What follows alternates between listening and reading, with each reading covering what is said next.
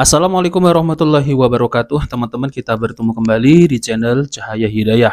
Nah, teman-teman, jadi di video kali ini saya akan membagikan video yaitu mengenai debat antara Kiai Imadun Al-Bantani dengan Bapak Rizik Syihab, yaitu tentang masalah nasab Habib Ba'lawi yang ada di Indonesia ini, yang katanya yaitu mereka mengatasnamakan cucu Rasulullah SAW. Namun dari pihak Kiai Imadun Al-Bantani, dan ternyata mereka itu terputus, yaitu berdasarkan apa teman-teman? Berdasarkan kitab nasab, kitab sezaman, filolog, dan tes DNA. Dan dari pihak Bapak Rizik Syihab ini masih ngeyel dan mempertahankan bahwasanya Habib Ba'lawi dari Bani Alawiyin ini adalah zuriat Nabi SAW. Nah, oke teman-teman, kita langsung saja mari kita simak videonya. Nah, karena itu begitu kemarin keluar ada serangan kepada Imam Ubaidillah, saya enggan untuk menjawabnya karena hanya mengulangi, karena persoalannya nggak jauh berbeda, hampir sama. Saudara, kemarin diserang bapaknya, sekarang diserang anaknya. Kenapa kemarin diserang bapaknya, sekarang diserang anaknya? Karena waktu mereka menyerang bapak gagal. Jadi mereka bilang nih, Imam Ahmad Muhajir orang nggak dikenal, entah dari mana, datang ke Yaman ngaku-ngaku habaib. Nah, kemudian kita buktikan. Nah, ternyata ada data-data dari kitab tarikh Baghdad, saudara. Kemudian ada juga surat menyurat beliau yang masih sangat muda dengan Imam Tobari yang sudah sepuh. Nah, jadi surat-suratnya itu ada, sehingga membuktikan orang ini bukan fiktif. Itu dulu yang saya buktikan ya, Wak. Nah, karena mereka gagal, kali ini mereka coba cari tokoh mana nih yang bisa diserang, yang kalau berhasil maka seluruh habaib di Indonesia menjadi mantan Habib. Jadi mantan Habib, tujuannya begitu, saudara. Nah, teman-teman yang dimuliakan Allah SWT, jadi ternyata Bapak Rizik Syihab ini yaitu masih mengaku-ngaku sebagai keturunan Nabi SAW, yang katanya yaitu Ubaidillah ini bersambung nasabnya kepada Ahmad bin Isa. Intinya seperti itu, teman-teman. Namun dari pihak Kiai Imadun Al-Bantani ketika diteliti berdasarkan kitab nasab, kitab sezaman, filolog, dan tes DNA, yaitu dari abad ke-4, ke-5, ke-6, ke-7, ke-8, ke-9, nah mereka itu tidak tercatat, tidak terverifikasi bahwasanya mereka itu adalah keturunan Nabi SAW. Nah, seperti itu teman-teman ya. Apalagi dikuatkan dengan adanya tes DNA. Tentunya ya seperti Bapak Rizik Syihab ini, Hanif Al-Atos, Bahar bin Semit, itu Pak Muhdor Tanggul ya teman-teman, yang suka marah-marah. Nah, itu akan menjadi mantan cucu Nabi karena tidak terverifikasi, tidak terbukti teman-teman. Ya, mereka tidak bisa membuktikan bahwasanya mereka itu adalah cucu Nabi. Nah, maka dari itu mereka ya walaupun tidak terbukti ya masih ngeyel teman-teman. Kan enak kalau menjadi cucu Nabi ya teman-teman. Bisa dawir, bisa ya sekali ngomong barokah, sekali apa namanya teman-teman ya ngasih air minum berkah. Jadi apa-apa semua bisa menjadi cuan. Nah, seperti itu ya teman-teman. Coba mari kita dengarkan yaitu dari penjelasan Kiai Imadun Al-Bantani, yang dimana seperti Faqih Muqaddam teman-teman ya. Jadi mereka itu kan selalu mengagung-agungkan yaitu namanya Faqih Muqaddam, yang dimana Faqih Muqaddam ini adalah pangkalnya para habaib ya teman-teman. Wali Allah, memiliki keramat yang sangat luar biasa, yaitu Mi'raj, bertemu dengan Allah 70 kali dalam sehari. Wah, Rasulullah kalah ya teman-teman. Dan ternyata Faqih Muqaddam itu adalah tokoh fiktif, dan itu sudah ya diteliti oleh Kiai Imadun Al-Bantani teman-teman. Coba mari kita dengarkan ya.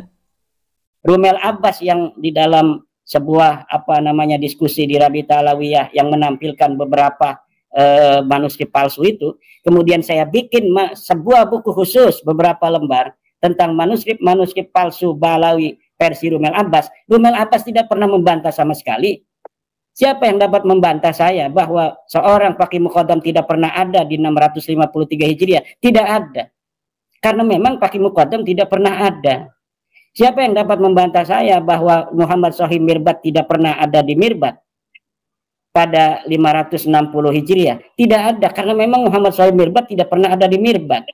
Semua dalil-dalil Ba'lawi itu tentang nasab dan sejarahnya semuanya hanya ada di abad 9 ketika diciptakan oleh Abu Bakar As-Sakran, Ali bin Abu Bakar As-Sakran. Sebelumnya tidak ada, dan sampai saat ini tidak ada yang bisa membantah. Tentang ilmu nasab tidak ada yang bisa bantah, tentang DNA tidak ada yang bisa bantah, tentang ilmu sejarah tidak ada yang bisa bantah. Lalu harus berdasar apa masyarakat itu disuruh mempercayai mereka sebagai turun Nabi? Saya itu di channel-channel mereka itu sudah tidak ada apa namanya nilainya, artinya itu laka ajine kalau kata orang Banten itu.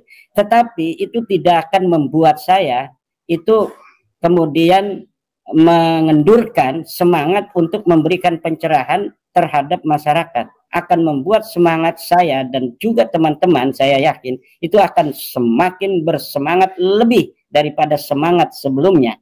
Karena berarti di situ masih ada perlawanan, maka itu adalah sebuah tantangan bagi para pejuang untuk terus berjuang. Nah, coba perhatikan oleh Mas Yusuf. Sekarang ini, apakah ada narasi-narasi bantahan yang ilmiah? Tidak ada, sudah. Tidak ada lagi narasi-narasi bantahan ilmiah dari Ba'lawi dan pendukungnya. Yang ada hanya pengambilan-pengambilan video, kesalahan-kesalahan sedikit dari saya atau dari Kiai Ubed, dari Kiai Nur Ihya, dari yang lainnya, para pembela-pembela kesimpulan bahwa Ba'lawi bukan cucu Nabi, kemudian di roasting atau melaknat bermubahalah. Dan ini yang paling saya takutkan dari mereka yang hilang kontrol kemudian bermubahalah. Karena itu efeknya akan sangat fatal sekali, karena mubahalah itu bukan kaitan dengan kami, tapi kaitannya dengan Allah Subhanahu wa Ta'ala.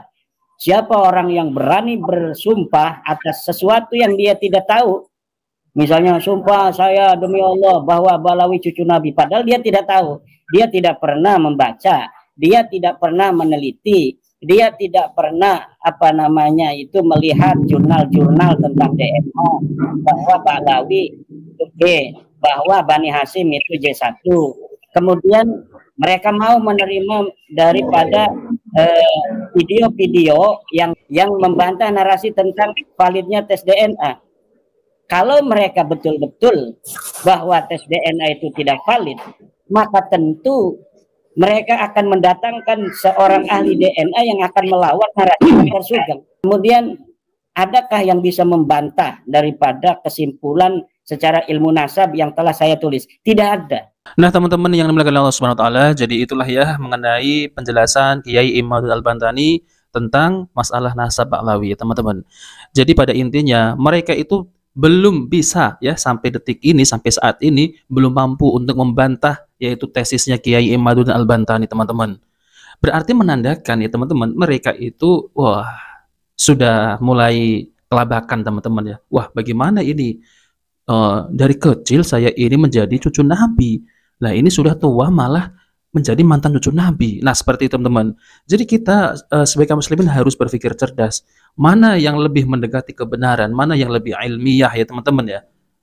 Ya, karena mereka ini tidak bisa membuktikan. Jangan menjadi mukibin yang manut-manut wae. Jadi kita itu tidak mau mencari kebenaran. Apakah benar Habib Rizik ini adalah cucu Nabi? Jadi kita itu kan diberi pikiran, diberi akal oleh Allah SWT, yaitu untuk apa? Untuk membedakan mana yang benar, mana yang salah. Jadi kalau kita tidak